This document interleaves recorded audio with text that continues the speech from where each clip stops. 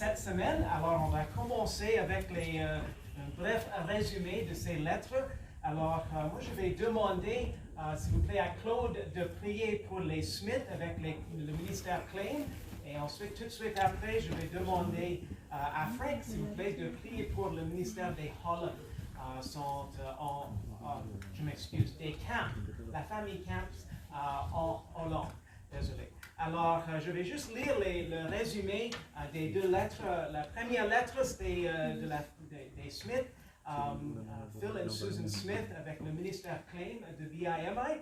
Et il nous raconte, il disait que c'est difficile d'attendre durant ce moment-ci, c'est difficile d'attendre en faisant un petit peu comme Élie dans l'Ancien Testament, lorsque Dieu l'avait dirigé auprès du ruisseau. Comment est-ce qu'on dit ça en français? How do you say the brook? Le torrent. Le torrent. Le torrent, ok. Ouais, lorsqu'il attendait là, lorsque Dieu l'avait dirigé là, et il avait comme nourri, il avait des corbeaux qui l'avaient amené de la nourriture.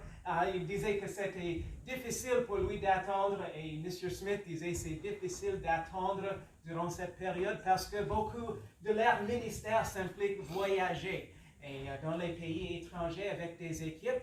Alors, pour faire la construction pour les missionnaires, alors c'est difficile dans ce temps d'attente. Mais il disait, durant ce temps, le Seigneur l'avait permis de se faire opérer, une chirurgie pour, je crois que ça dit bien, pour un remplacement de son hanche droite. Est-ce que ça se dit bien? Alors, il disait que c'était une bénédiction, ça s'est fait le 14 septembre. Alors, on va prier pour M. Smith alors qu'il se rétablisse après cette opération, cette chirurgie, que le Seigneur puisse l'aider à regagner ses forces et que ça puisse bien rétablir. Et il planifie, présentement, ils font des plans pour préparer des voyages et des travaux dans 2021. Alors, on va prier pour ça aussi. Donc, je vais demander dans un instant, Claude, s'il vous plaît, de prier pour les Smith. Et la lettre de la part des Camps en Hollande, il disait depuis le mois de mars, ils ont distribué plusieurs traités à Amsterdam. Alors, ils nous demandent de prier pour un contact qu'ils avaient reçu suite à un effort de distribution, un jeune homme qui s'appelle Dirk. Alors, on va prier pour Dirk pour son salut. Et également, ils disent que c'était une bénédiction parce que dernièrement, ils ont pu avoir un baptême. Il y avait 9 personnes qui se sont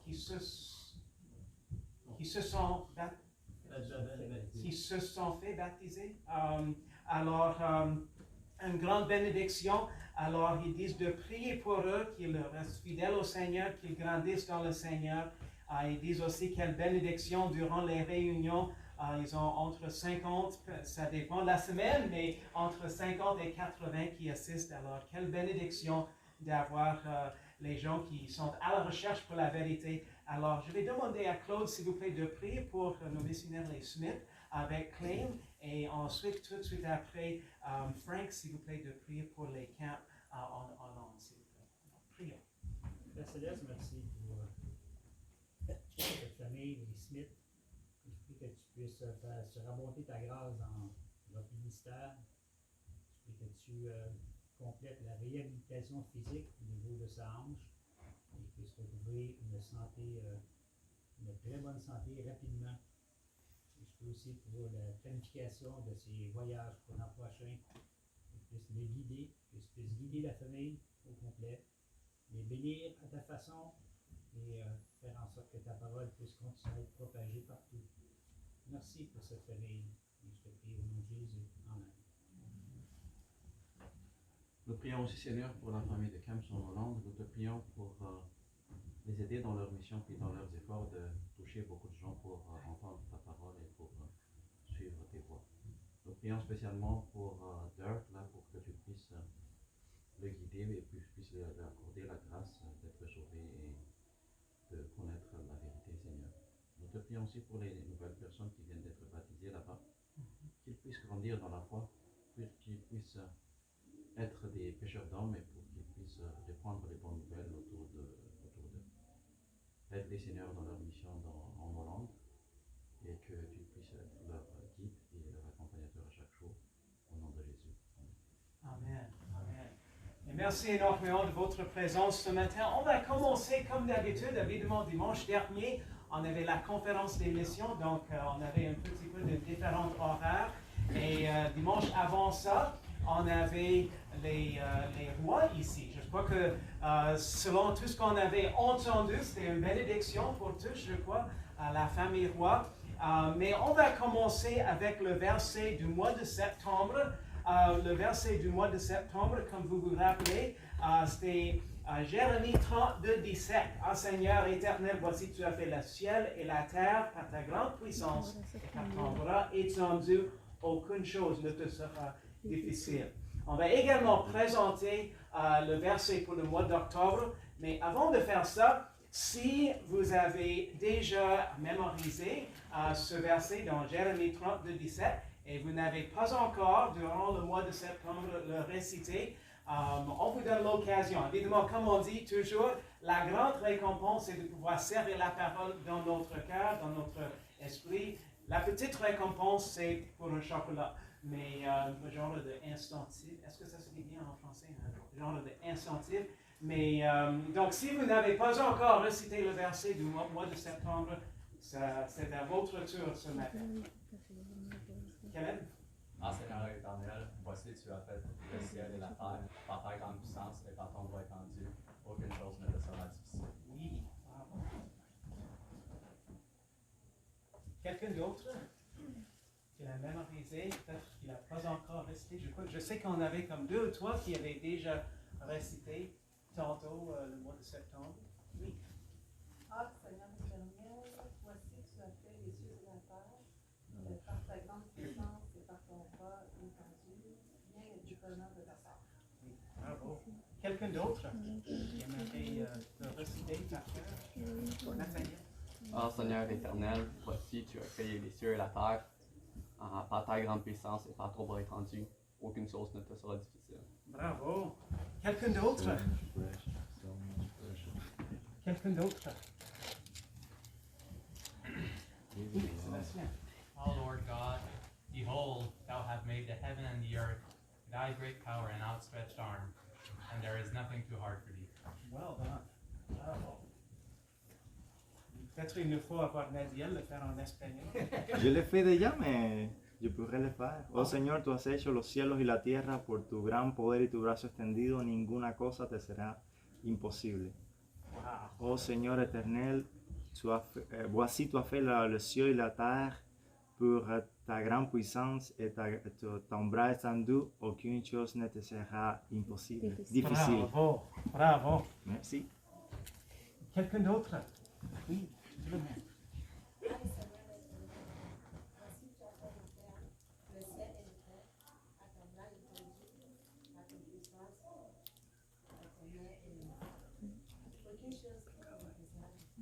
Oui, bravo. Bravo. Quelqu'un d'autre? Jérémie 32, 17. Quel beau verset qui nous rappelle la force et la puissance de notre Dieu. Quelqu'un d'autre? Daniel. Ah Seigneur éternel, voici tu as fait le ciel et la terre, par ta grande puissance et par ton bras étendu, aucune chose ne te sera difficile. Jérémie 32, 17. Bravo. Même avec la référence aussi, tant mieux. Quelqu'un d'autre avant qu'on continue? Personne d'autre? In English too. If you want to say it, somebody wants to say it in English, somebody else, you're welcome to. Okay. Mais sinon, on va continuer. Le verset pour le mois d'octobre, je vais tout simplement le présenter, on va le réciter dès dimanche prochain. C'est Ésaïe 14, je m'excuse, 24. L'Éternel des armées l'a juré, disant certainement la chose arrivera comme je l'ai projeté et ce que j'ai résolu s'accomplira. Alors, c'est pour le mois d'octobre. On va continuer dans la parole de Dieu. Alors, je vous invite à prendre vos Bibles, s'il vous plaît, et de venir avec moi, s'il vous plaît, dans Genèse chapitre 17. Genèse chapitre 17, s'il vous plaît. Oui. À Ésaïe 14, 24. Genèse chapitre 17, s'il vous plaît. Moi, je vous invite de suivre avec moi, s'il vous plaît, dans Genèse chapitre 17. On va lire les 8 premiers versets et ensuite on va descendre tout de suite dans le verset 15 et lire les versets 15 à 21. Alors, suivez avec moi dans Genèse 17, 1 à 8 et ensuite 15 à 21. Alors, Genèse 17. Puis Abraham étant parvenu à l'âge de 99 ans, l'Éternel apparut à Abraham et lui dit, « Je suis le Dieu Tout-Puissant. Marche devant ma face et sois intègre. Et j'établirai mon alliance entre moi et toi. Je te multiplierai très abondamment. » Alors Abraham tomba sur sa face et Dieu lui parla et lui dit, « Pour moi, voici mon alliance est avec toi et tu deviendras père d'une multitude de nations. Et l'on ne t'appellera plus Abraham, père élevé, mais ton nom sera Abraham, père d'une multitude, car je t'établis père d'une multitude de nations. Et je te ferai croître très abondamment, et je ferai de toi des nations, et des rois sortiront de toi. Et j'établirai mon alliance entre moi et toi et ta postérité après toi, d'âge en âge, pour être une alliance éternelle, afin que je sois ton Dieu et celui de ta postérité après toi. Et je donnerai à toi et à ta postérité après toi le pays où tu séjournes, tout le pays de Canaan en possession perpétuelle, et je serai leur Dieu. Descendez avec moi dans le verset 15, s'il vous plaît. On va lire jusqu'au verset 21. Dieu dit à Abraham, « Quant à Sarai, ta femme, tu ne l'appelleras plus Sarai, mais Sarah, princesse, et son nom. Et je la bénirai, et même je te donnerai d'elle un fils.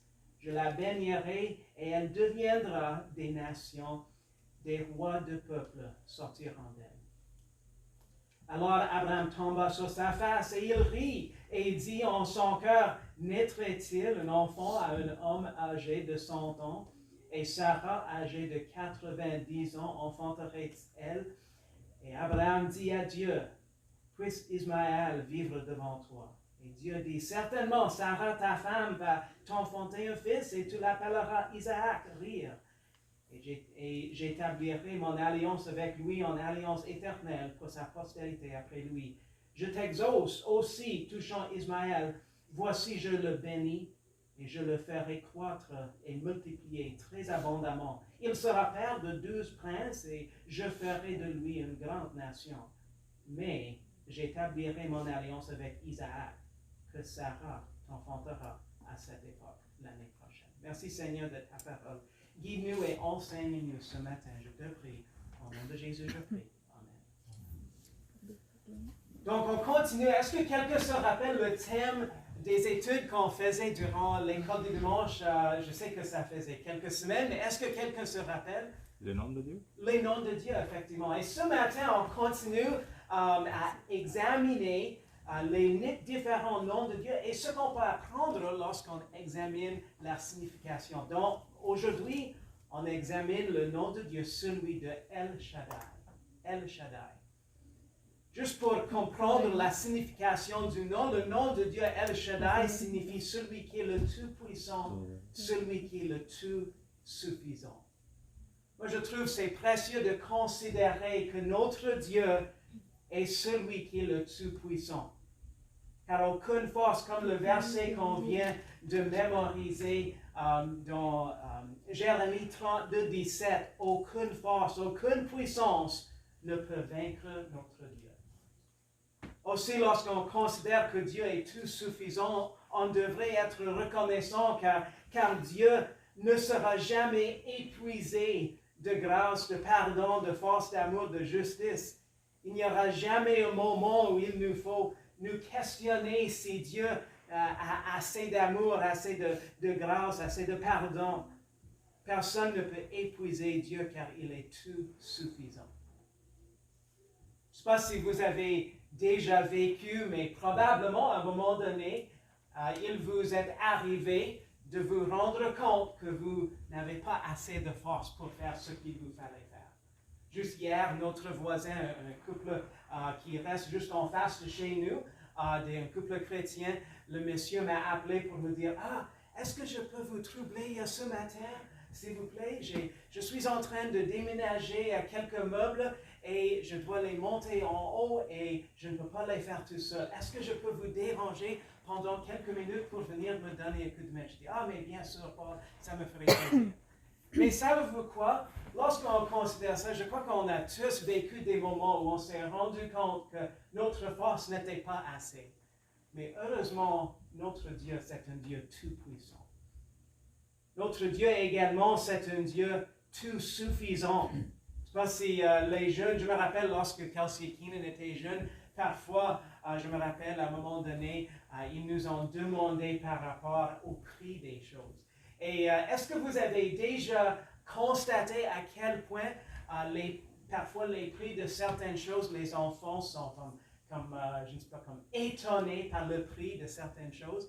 Et moi, je trouvais intéressant à un moment donné, on a dû acheter une voiture et je me rappelle, nos enfants ont dit, ah, combien est-ce qu'une voiture coûte, papa et maman? On dit, ah, mais c'est pas gratuit, c'est pas donné. Et je crois que un des enfants, Kelsey, peut-être a demandé, est-ce que c'était comme $100? Ah oui, c'était plus que $100. $200? Oui, c'était plus que $200. $205? Et parfois c'est précieux parce qu'ils pensent un gros chiffre et comme un énorme chiffre pour eux, c'est comme $300. Mais c'est précieux de considérer ça parce que lorsqu'on considère même notre Dieu tout suffisant, on se rend compte que Dieu ne connaît aucune limite. Et Dieu, même lorsqu'on peut dire peut-être on arrive à un point, on dit, ah Seigneur, on ne sait pas comment, même en tant qu'Église, peut-être ça pourrait arriver, on dit, Seigneur, on ne sait pas comment on va rencontrer cette épreuve, on ne sait pas comment on va répondre à cette affaire, mais notre Dieu est toujours le tout suffisant, le tout puissant. Pour El Shaddai, le Tout-Puissant, sa puissance ne connaît aucune limite. Pour Dieu, notre El Shaddai, qui est le Tout-Suffisant, si on peut dire son compte d'amour, son compte de grâce, de miséricorde, connaît aucune limite. Jérémie a constaté cette belle vérité lorsqu'il a dit dans Jérémie, ce sont les bontés de l'Éternel que nous n'ayons pas été consumés. Ses compassions n'ont point défailli. Elles se renouvellent chaque matin. Ta fidélité est grande. N'êtes-vous pas reconnaissant de la fidélité de Dieu? Moi, je suis très reconnaissant de la fidélité de Dieu. Mais dans ce passage, vous êtes toujours dans Genèse chapitre 17. Dans ce passage, Abraham apprend ce nom de Dieu lorsque Dieu, El Shaddai, s'appelle lui-même le Tout-Puissant. Le Tout-Puissant. Quand il parle à Abraham, et c'est lorsqu'il est sur le point de faire quelque chose d'impossible pour Abraham et pour Sarah. Question à vous poser ce matin. Lorsqu'on considère notre Dieu qui est le Tout-Puissant, qui est le Tout-Suffisant, probablement cela vous est déjà arrivé, mais est-ce que vous avez déjà eu un moment dans votre vie où vous avez pu constater la main de Dieu tout-puissante dans votre affaire? La main de Dieu tout-suffisant, si on peut dire, à intervenir dans votre situation. Est-ce que vous avez, juste par curiosité, combien d'entre vous, est-ce que vous pouvez dire, vous avez constaté la main de Dieu tout-puissante, la main de Dieu tout-suffisante? C'est précieux de constater notre Dieu lorsqu'il nous intervient dans notre situation. J'imagine pour Abraham entendre la promesse de Dieu au sujet de sa postérité qui viendrait à travers lui et Sarah, dans leur vieillesse, aurait été une nouvelle qui aurait révélé la puissance de Dieu El Shaddai. Celui qui est le tout-puissant, celui qui est le tout-suffisant. Et venez avec moi un chapitre plus loin, s'il vous plaît, dans le chapitre 18, dans les versets 10 à 14. On a une autre conversation semblable qui a eu lieu également dans ce chapitre 18. Dans les versets 10 à 14, dans Genèse chapitre 18, ça nous dit, il dit, « Je ne manquerai pas de revenir vers toi dans un an. Et voici, Sarah, ta femme, aura un fils, et Sarah écoutait à la porte de la tente qui était derrière lui. Or, Abraham et Sarah étaient vieux, avancés en âge. Sarah n'avait plus ce que les femmes ont coutume d'avoir. Et Sarah a ri en elle-même en disant, « Quand je suis vieille, aurai-je ce plaisir, mon Seigneur aussi est vieux? » Et l'Éternel dit à Abraham, « Pourquoi donc Sarah a-t-elle ri en disant, « Est-ce que vraiment j'enfanterai vieille comme je suis? » Est-elle rien d'impossible à l'Éternel? À l'époque fixée, je reviendrai vers toi dans un an, et Sarah aura un fils. Imaginez-vous la situation d'Abraham et de Sarah. Dieu leur avait promis qu'ils seraient, qu'ils deviendraient les nations, effectivement, qu'ils seraient le père de plusieurs nations. Imaginez-vous à quel point ce serait un choc pour eux d'entendre dans leur vieillesse. Et probablement, oui, comme on voit, probablement, j'imagine, peut-être dans leur tente, peut-être pas, mais peut-être dans leur tente, ils se discutaient, penses-tu que ça va être vraiment le cas? Comment est-ce que ce sera possible? Mais avec Dieu, rien n'est impossible. Je me rappelle quelqu'un d'autre à qui on avait une conversation semblable.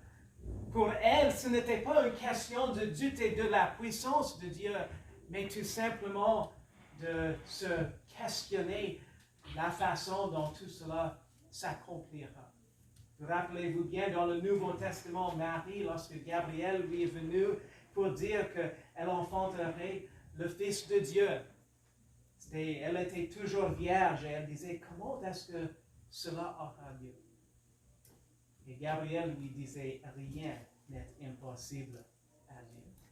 Lorsqu'on considère Dieu El Shaddai, on se rend compte que Dieu El Shaddai est la source de toute bénédiction et de toute force. Psaume 89, le verset 14 nous dit, ton bras est puissant, la main forte. Je m'excuse, ta main forte, ta droite est levée. Tout comme a été déclaré à Abraham, le prophète Jérémie nous déclare le grand ouvrage de Dieu. Et quelques versets plus tard, Dieu demande s'il n'y a rien qui lui soit impossible. Dans Jérémie 32, 17, on vient de mémoriser ce verset. Et aussi le verset 27, ça nous dit encore une fois, « Ah Seigneur », est-ce qu'on peut le réciter ensemble, s'il vous plaît? « Ah Seigneur éternel, voici, tu as fait le ciel et la terre par ta grande puissance, et par ton bras étendu. Aucune chose ne te sera difficile. » Et le verset 25, ça nous dit, « Voici, je suis l'Éternel, le Dieu de toute chair. Y a-t-il rien qui me soit difficile? » Lorsque nous sommes faibles, il nous faut nous confier dans la force de notre Dieu éternel, de notre El Shaddai. Celui qui est le Tout-Puissant, notre Dieu El Shaddai. Sa force, sa puissance nous sont toujours disponibles et il reçoit de la gloire lorsque sa force et sa puissance se manifestent à travers nous. Petit peu comme l'apôtre Paul. Vous rappelez-vous bien, l'apôtre Paul, il a demandé, il a prié, on avait déjà examiné sa prière lorsqu'il a demandé à Dieu pour lui enlever son écharpe. En anglais, on dit his thorn in the flesh. He prayed about 3 times. Il a prié 3 fois pour que Dieu lui enlève cette écharpe, this thorn in the flesh, like they say in English. Mais dans 2 Corinthiens 12, il dit, mais il m'a dit, c'est Dieu qui lui parlait, ma grâce te suffit, car ma force s'accomplit dans la faiblesse. Je me glorifierai donc plus volontiers dans mes infirmités, afin que la force de Christ habite en moi. Moi, j'aime beaucoup ce verset, ma grâce te suffit. En anglais, on dit, my grace is sufficient for thee. Car ma force s'accomplit dans la faiblesse. Et le verset 10, ça continue, c'est pourquoi je me complais dans les infirmités, dans les opprobres, dans les misères, dans les persécutions, dans les angoisses pour le Christ. Car lorsque je suis faible, c'est alors que je suis fort. Lorsque je suis faible, c'est alors que je suis fort. When I am weak, then am I strong. Dans le Seigneur. En plus, nous ne sommes pas forts que seulement lorsque nous sommes fortifiés par et dans le Seigneur. Éphésiens 6:10 nous dit, au reste, mes frères, fortifiez-vous dans le Seigneur et par sa force toute puissante. Dieu, notre El Shaddai, il nous donne sa force et sa puissance dont on a besoin lorsqu'on reconnaît notre besoin et lorsqu'on se confie en lui pour son secours et son aide. Venez avec moi, s'il vous plaît, maintenant dans Ésaïe chapitre 40. Ésaïe chapitre 40. Ésaïe chapitre 40. Souvent, on fait mention et on va mentionner ce verset, le verset 31.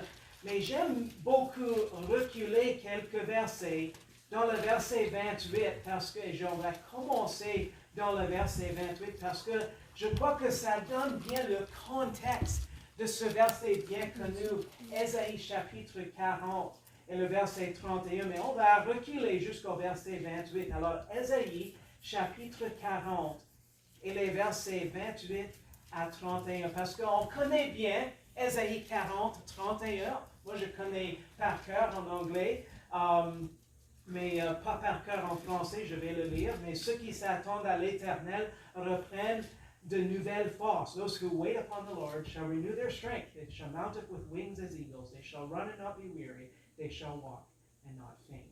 Alors en français, les ailes leur reviennent comme aux aigles. Ils courront et ne se fatigueront point. Ils marcheront et ne se lasseront point. Mais moi, je voudrais qu'on recule quelques versets dans le verset 28 parce que le verset 28, si on peut dire, ça donne le contexte pour ce verset, le verset 31.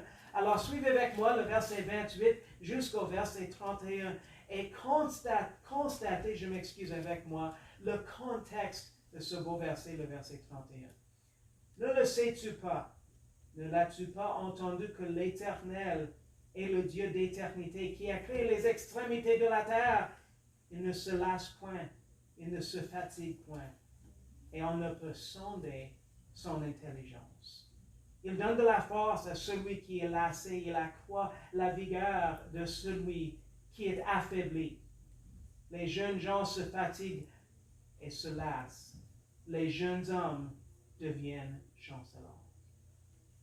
On va juste arrêter là.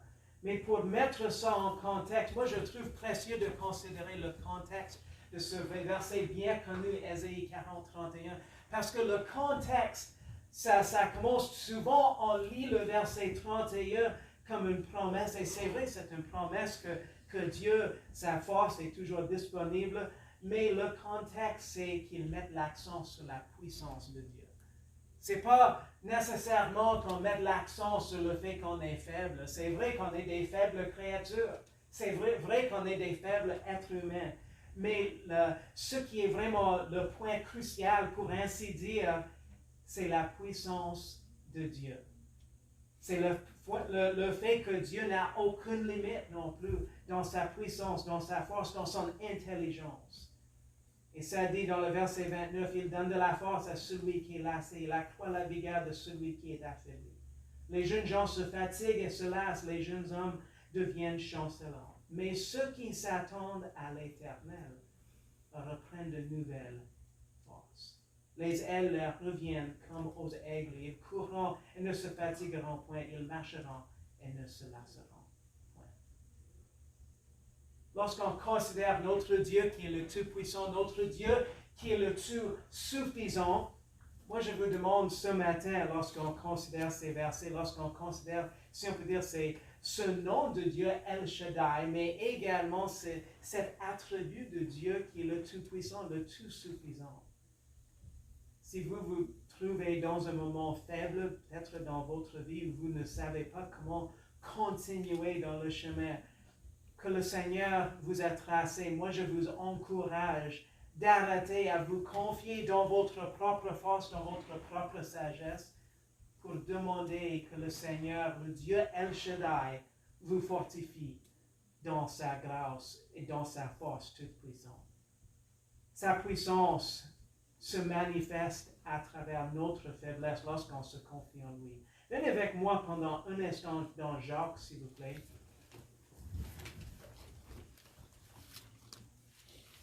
Jacques, s'il vous plaît, et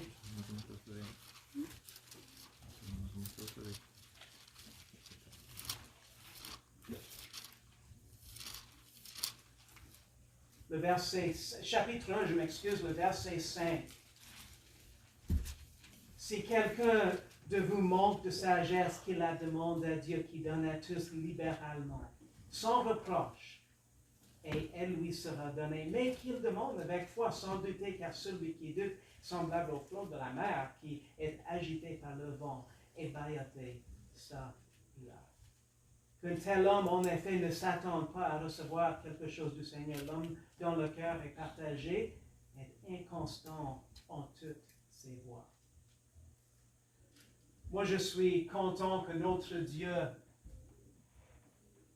donne libéralement sa sagesse et sa force et sa grâce lorsque on en a besoin, lorsqu'on lui demande.